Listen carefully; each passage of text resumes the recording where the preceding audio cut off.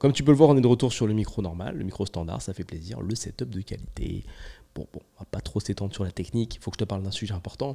Comme dans tous les épisodes du podcast, c'est toujours des sujets importants. Là, il faut que je te parle du bootcamp. Et est-ce que tu es venu au premier bootcamp? Non. Et comment t'as raté? T'as raté. Tu vas voir les témoignages après. Hein. T'as raté de ouf. Si tu t'es posé la question, tu t'es dit ouais, putain, je sais pas trop, faut voir. T'as raté. Si tu t'es dit oh là là, trop dommage, je suis en vacances. Mais t'as raté. Il y a des gens qui sont revenus de vacances pour venir. Et c'est pas une vanne. Si tu t'es dit non, mais j'étais occupé, j'étais à un festival de musique.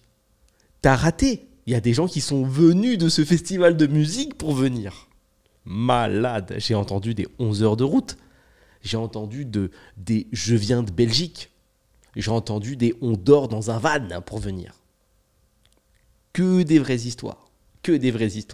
Incroyable. C'était, je vais être un petit peu vulgaire, je suis désolé, un putain de moment.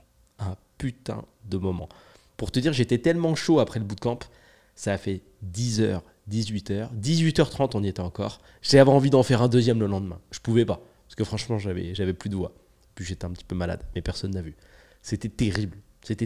Donc, tu vas voir. Je vais t'expliquer un peu les sujets, ce qui s'est passé. Waouh, franchement j'ai passé un moment, une énergie incroyable. On va commencer par des remerciements pour tous les gens qui sont venus. Vous êtes des oufs. D'être venus. Vous êtes des oufs d'avoir fait autant de routes. Merci pour ça. Putain. 10 heures de putain de route pour venir au bootcamp d'une journée de business. Vous êtes des tueurs. J'ai envie que le 2, on le fasse sur Mars pour vous remercier, aller encore plus loin. Incroyable. Une énergie dans la salle, des gens motivés. Terrible. J'ai kiffé. J'ai fait ça comme si je le faisais tous les jours. J'étais détendu, j'étais entre amis. C'était pareil, on a mangé tous ensemble, c'était terrible. Et voilà, incroyable. Donc, merci pour ça. Merci vraiment d'être venu. Merci pour vos questions. Merci pour votre intérêt sincère. Pas de mythos, que des gens déterminés, que des gens avec des projets, des gens qui ont envie d'aller plus loin. Et comme je le dis souvent, comme j'ai pu le dire avant de faire ce premier boot, l'intérêt de faire des événements business, c'est que tu es entouré de personnes qui vont dans la même direction que toi. Et ça, tu ne peux pas le faire tous les jours. Donc que ça coûte 50 euros, 100 euros, 1000 euros, 5000 euros la journée, on s'en fout en fait. Parce que si tu peux les mettre, mets-les. Parce que discuter avec des gens qui font du business, parler avec des gens qui ont envie d'avancer comme tu as envie d'avancer, là, tout de suite, là, même si tu payes, là, dans la rue, quelqu'un au hasard, tu ne peux pas trouver. Là, essaye de le faire là dans l'heure qui vient. Trouve quelqu'un avec qui tu peux parler business. Tu peux pas. Trouve quelqu'un avec qui tu peux parler de tes projets. Tu peux pas. Trouve quelqu'un qui te comprend et qui te prend pas pour un ouf quand tu parles de ce que tu veux faire. Tu peux pas. Trouve quelqu'un à qui tu peux poser tes questions là, sur le business, sur ta vision, sur la stratégie, et qui va te répondre là. Tu peux pas. Même je te laisse 2 jours, tu peux toujours pas. C'est pour ça que je te dis, avoir une journée entière assis à côté de quelqu'un qui est déterminé comme toi, qui peut potentiellement répondre à tes questions, et dans tous les cas, moi, je m'en charge, ça n'a pas de prix en termes de connaissances. C'est terrible. Et tu ressors de là avec une envie de tout péter. Tu sors avec une puissance de malade. Il y a un truc qui se passe, tu vois, dans ces moments-là. Il y a un truc qui se passe. Et cette énergie, elle est difficile à décrire en podcast, mais apparemment, ma description pour ce premier événement a suffi à faire venir des gens. Et j'ai envie d'en faire toute l'année. Je ne sais pas combien je vais en faire, mais j'ai envie d'en faire. Et sache qu'il y a moyen d'aller encore plus loin, de pousser le concept encore plus loin. Tu peux faire ça sur plusieurs jours. Tu peux faire ça dans d'autres pays. Tu peux faire ça dans des Airbnb géants, des villas. Tu peux faire ça dans des grandes maisons. Tu peux organiser des activités, des choses qui vont te permettre d'aller... J'ai trop d'idées. Juste pour information, pour ceux qui ne le savent pas, moi j'ai déjà monté des business qui m'ont permis d'inviter, par exemple, les meilleurs clients dans des endroits comme ça. Dans des villas qui coûtaient 3 millions d'euros, tu vois. Dans des trucs comme ça. On ne les a pas achetés, on les a loués, bien évidemment. Et ça te donne, encore une fois, un power quand tu sors de là qui est terrible. Tu es dans un cadre incroyable que tu n'as pas l'habitude de voir. Et tu es entouré de gens que tu n'as pas l'habitude de fréquenter. C'est mortel d'être assis à côté de quelqu'un qui fait 1 million d'euros par an. Tu n'en croises pas forcément souvent. Ou 2, ou 3, ou moins. Quelqu'un qui fait moins, mais qui fait ses premiers 10 000. Ou quelqu'un qui fait ses premiers 2 000. Tout ça, c'est des énergies que tu ne vois pas tous les jours. Donc, au prochain bootcamp, j'espère que tu seras là. Maintenant, ce que je vais faire, c'est que je vais t'indiquer et te parler, en bref, des sujets qu'on a évoqués. En tout premier, j'ai parlé des business concepts. Pour moi, en fait, le business, c'est beaucoup de concepts et c'est beaucoup de vision. Avant la technique, avant la stratégie, avant la méthode, avant les automatisations, avant le fait de lancer des grands processus complexes que peu de personnes comprennent, il y a le concept et différents concepts. Et donc, j'ai parlé de ces différents concepts. Donc, le concept de la dynamique, exactement comprendre pourquoi on fait les choses. Qu'est-ce que j'ai pu évoquer comme concept? Le concept du socle, c'est-à-dire sur quelle base tu es en train de créer ton projet, sur quelle base tu fais voguer ton projet. Est-ce que c'est une bonne base, une mauvaise base? Est-ce que tu peux l'améliorer? Qu'est-ce que tu peux faire pour la changer? Je vais changer l'affichage. Ensuite, j'ai parlé des réseaux sociaux. Réseaux sociaux, c'est un point important qui nous touche tous. Comment est-ce que tu gères les réseaux sociaux? Est-ce que tu crées? Est-ce que tu fais que consommer? Quels sont les réels dangers des réseaux sociaux? Sur cette partie-là, il y a des gens, je pense, qui ont vu les coulisses des réseaux sociaux et qui se sont dit, mais waouh, ok, d'accord, je pensais pas. Je vais consommer autrement. Je sais que sur cette partie-là, j'ai fait réfléchir des gens. Il y en a qui se sont dit, ah ouais, dinguerie. Je suis en train de faire une dinguerie avec ces conneries-là. Ensuite, j'ai parlé du cadre de travail. Comment est-ce que tu gères ton cadre de travail? Comment tu peux l'améliorer? C'est une grosse problématique, ça. À réussir à se créer un environnement de travail pour travailler sur ton projet. Que tu aies un business qui marche ou qui ne marche pas, que ça soit en cours ou prochain, tu vois, que tu aies envie de le lancer, créer ce cadre de travail, c'est un effort, c'est difficile. Donc j'ai donné énormément de tips sur comment faire. J'ai parlé de connexion, de networking. À quoi ça sert de networker? Comment tu peux faire? Quels différents types de profils tu rencontres pendant les networking, tu vois? Comment tu les gères? Il y a des débutants, il y a des confirmés. Comment est-ce que tu peux éventuellement les aborder? Comment tu peux les analyser? Je ne suis pas rentré en détail sur les stratégies pour les aborder. Sinon, en fait, c'est-à-dire sur chaque partie du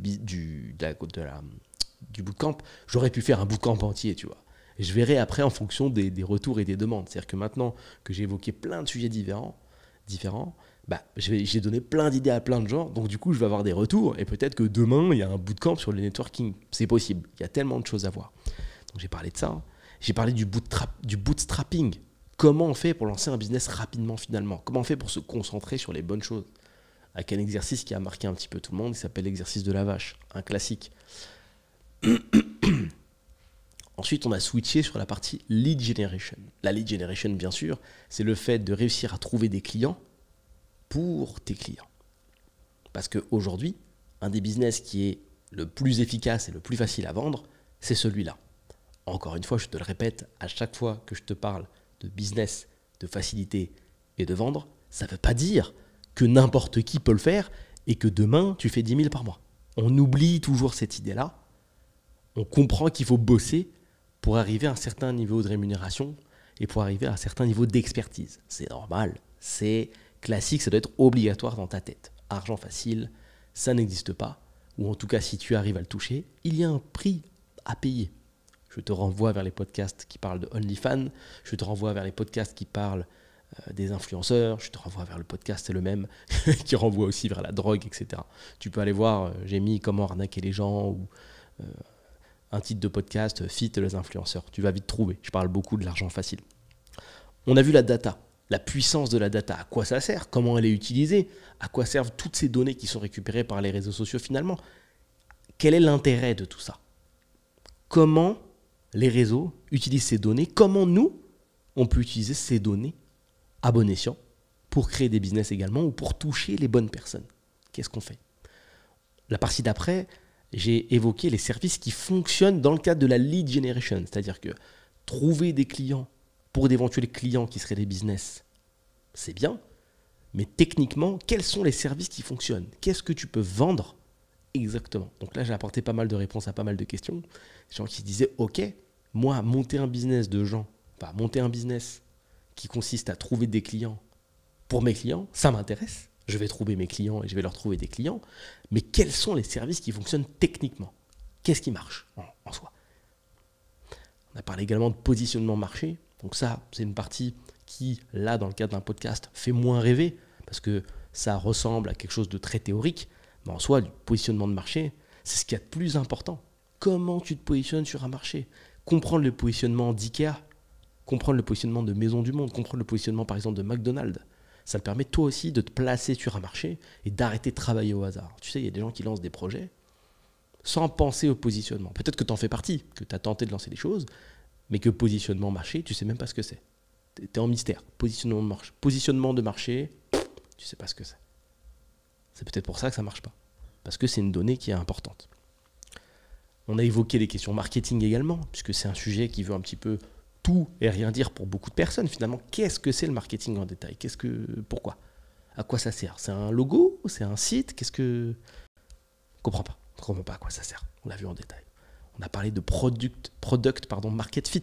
Comment faire correspondre le produit, l'offre qu'on va faire à un marché? Parce qu'il est là le business, tu vois, c'est le croisement des deux. Ton produit, le marché, le fit, product, market fit. Comment est-ce qu'on crée cette alchimie qui finalement fait pleuvoir des clients? Comment on fait ça? Qu'est-ce que c'est exactement? Comment on peut le comprendre? Comment on peut le lire? Est-ce que le projet que tu veux pousser a un vrai product market fit potentiel ou pas? Comment est-ce qu'on peut créer cette connexion qui permet de faire la différence? Il y a eu beaucoup de questions aussi, enfin une grande partie sur la finance et les investissements. Qu'est-ce qu'on fait avec l'argent de la trésorerie? Une fois qu'on a généré de l'argent, qu'est-ce qu'on fait? Qu'est-ce qu'on fait comme modification de notre entreprise? Qu'est-ce qu'on met en avant? Qu'est-ce qu'on ne met pas en avant? Quelles sont les éventuelles erreurs qui peuvent coûter éventuellement cher? Il y a eu des questions beaucoup de productivité aussi. Ça, je sais que c'est un problème qui est majeur, quelle que soit la taille de ton projet. La productivité, c'est complicado, tu vois. Du mal à trouver le temps d'avancer tous les jours. Comment on fait? Quels sont les détails et quelles sont les méthodes que moi, je vais utiliser pour faire ça?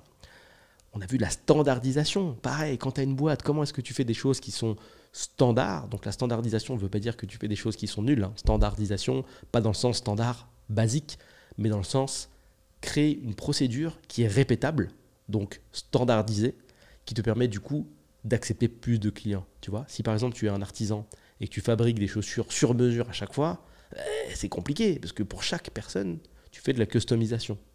Alors que si tu arrives à trouver une procédure pour rendre standard ce que tu fais et que tu peux dupliquer, du coup, tu peux avoir plus de clients. C'est ça la standardisation. Bon, voilà, on a vu divers points comme ça, on a vu comment délivrer, on a vu comment vendre, on a vu comment déléguer, on a vu comment suivre les prospects, comment on fait du coup pour mener une vente de A à Z.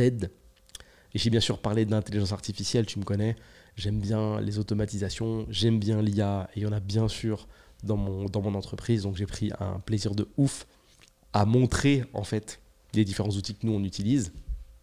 Et je pense que le point là dont je vais te parler, à savoir les études de cas, alors on ne les a pas toutes faites, c'est des petits spoilers pour ceux qui étaient là au bootcamp 1, on n'a même pas eu le temps de tout faire. J'ai fait passer un intervenant donc, qui bosse avec moi chez Scalable, à savoir Jérémy, et qui a parlé d'une campagne qu'on avait avec un client, donc qui a montré finalement comment nous en interne, on a configuré, donc on a juste montré l'angle Google, mais comment avec Google Ads, on arrive à trouver des dizaines de clients à un de nos clients. Combien ça rapporte, quel chiffre on prend, combien d'argent il gagne, et ça en direct. C'est-à-dire qu'il a ouvert notre dashboard Google, il a ouvert notre outil, il a ouvert notre Google Ads, en tout cas celui du client, partagé, il a montré le détail de ce qui était fait en interne. Très simple. On t'ouvre les portes et on te dit, tiens, écoute, voilà comment nous, on gagne notre vie avec ce client. En clair, très simple, expliqué, détail technique. Il n'y a qu'à se baisser, tu regardes, tu peux éventuellement reproduire. Après, ça manque, on n'est pas rentré dans une configuration très profonde, puisqu'encore une fois, ça aurait pu durer plusieurs heures, mais tu peux voir à quoi ressemble un business qui marche. Et encore une fois, ça, c'est pas un truc que tu peux voir tous les jours. Tu peux pas arrêter un mec dans la rue, là, et lui dire vas-y montre. Ça n'existe pas, c'est compliqué. Et encore moins organiser quelque chose avec que des gens qui sont intéressés par ce genre de sujet, qui t'apportent leur expertise. Bon, excuse-moi. Ce que je veux t'annoncer au travers de ce podcast, c'est que tout ce bootcamp a bien évidemment été filmé. T'imagines bien, je n'allais pas laisser passer ça comme ça, je voulais pas gâcher. Je sais que c'est un moment qui a plu à beaucoup, c'est un moment que j'ai adoré encore une fois. Merci encore pour toutes les personnes qui sont venues. J'ai tellement kiffé, c'était incroyable vraiment. C'est pour ça qu'il va y avoir plusieurs éditions. avec différents sujets bien évidemment, hein. Je pense que je mettrais peut-être un système de vote. Enfin, comme d'habitude, je fais toujours participer la communauté. Là, pour le coup, sur celui-là, je vous avais posé des questions. J'ai pas pu répondre à toutes les questions puisque vous en aviez encore des nouvelles le jour même. Mais ce qui est bien, c'est que ça m'amène de la matière et que ça va me permettre de réitérer avec l'équipe, d'aller encore plus loin et de toujours proposer du nouveau contenu. Et peut-être, à terme, je l'espère, franchement, ce serait incroyable de créer un genre de rendez-vous qu'on pourrait après faire dans d'autres endroits, peut-être ailleurs en France, je ne sais pas. On verra bien. Mais quoi qu'il en soit, voilà, ça donne beaucoup d'idées, c'est kiffant.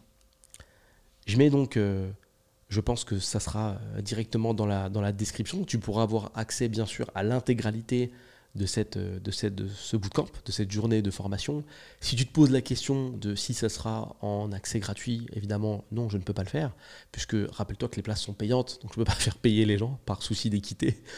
Et puis après, balancer ça gratos, il y a quand même beaucoup de valeur, c'est quelque chose qui a été beaucoup travaillé, c'est un moment particulier, on donne des informations qui sont très pointues, donc c'est quelque chose qu'on met à disposition directement dans la description. Comme d'habitude, je pense que tu l'as déjà entendu, que ce soit sur mes vidéos, mes podcasts ou autres, ou ailleurs, tu sais toujours où trouver les informations.